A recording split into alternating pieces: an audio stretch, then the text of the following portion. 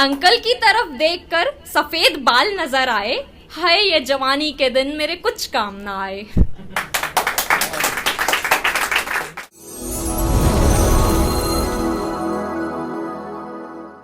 तो अक्सर लोग अपने यार पर लिखते हैं, प्यार पर लिखते हैं। मैंने उस समय लिखा था अपने ऐनक पर। जी हाँ, ऐनक। ऐनक मेरे दोस्त, मेरे और मेरे ऐनक के बीच में एक खास रिश्ता है, एक छोटी सी कहानी है। हालांकि वो अब 1 साल कुछ 6 महीने हो चुके हैं उस चश्मे को हटे हुए 10 सालों के बाद। तो शुरू करते हैं कि मेरी और तुम्हारी मुलाकात तब हुई थी जब मेरी आंखों में जरा सी धुंधलाहट छाई थी और तुमने मुझे नजरिया दिया था एक नए सिरे से दुनिया देखने का। कुछ दिनों तक मुझे तुमसे नफरत हुई क्योंकि तुमने मेरे मासूम से चेहरे पर एक भारी सा बोझ रख दिया था जो कहीं ना कहीं मेरी मासूमियत को छुपा रहा था। तुम्हारे आने से लोगों को एक मौका मिल गया मजाक बनाने का और फिर शुरू हुआ मेरे नए नए नामों का सिलसिला। अब श्रुति के साथ एक टैगलाइन जुड़ चुकी थी, चश्मिश, डबल बैटरी सिंगल पावर, उल्लू, 4 आंखें, ट्यूबलाइट। हालांकि उन नामों ने मुझे रुलाया भी बहुत, मुझे किलसाया भी बहुत, मुझे अलग भी कर दिया मेरे नजदीकियों से। वो भी एक पल था जब 4 दीवारी के एक कोने में रोते हुए मैंने तुम्हें जोर से पटका था, लेकिन तुम भी ढीठ थे, टूटे ही नहीं।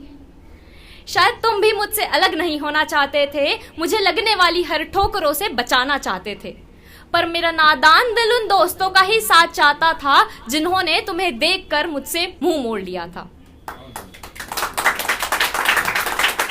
फिर मैंने भी तिनक कर तुम्हें खुद से अलग करके जोर से पांव पटके और रोते हुए भागना शुरू किया।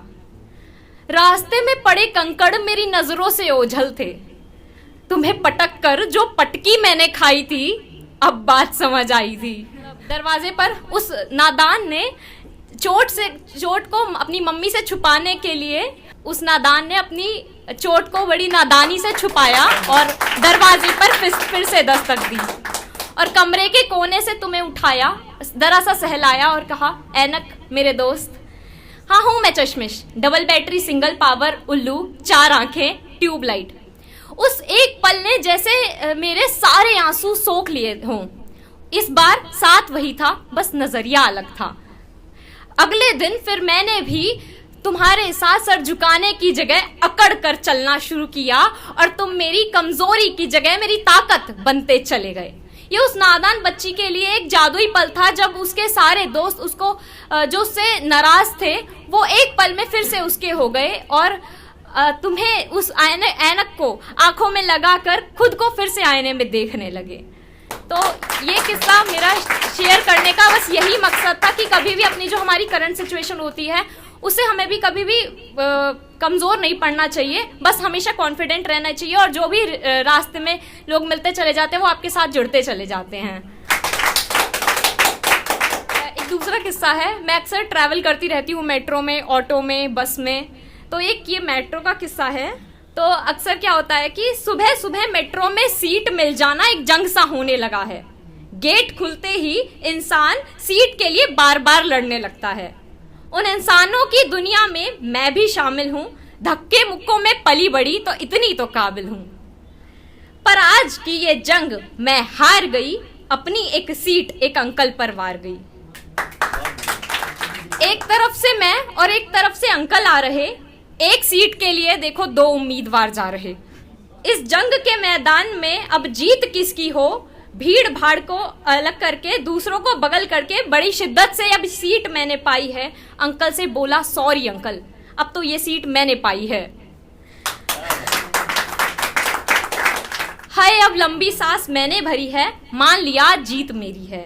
लंबा सफर है चैन से जाऊंगी, बैठे बैठे सफर का लुफ्त उठाऊंगी। इतने में ही वो अंकल ने पीछे देखने को बोला, मेरी कुछ पल की खुशी को एक रंज में घोला। पीछे देखा तो लिखा था, कृपया दिव्यांगजनों और वरिष्ठ नागरिकों को सीट दे। अंकल की तरफ देखकर सफेद बाल नजर आए, हाय ये जवानी के दिन मेरे कुछ काम ना आए।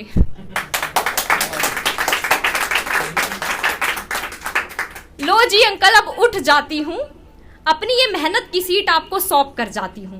अंकल बैठकर बोले, जरा सा मुस्कुराकर इस बार दिल खोले, सॉरी बेटा, बेटर लक नेक्स्ट टाइम। बहुत बहुत धन्यवाद।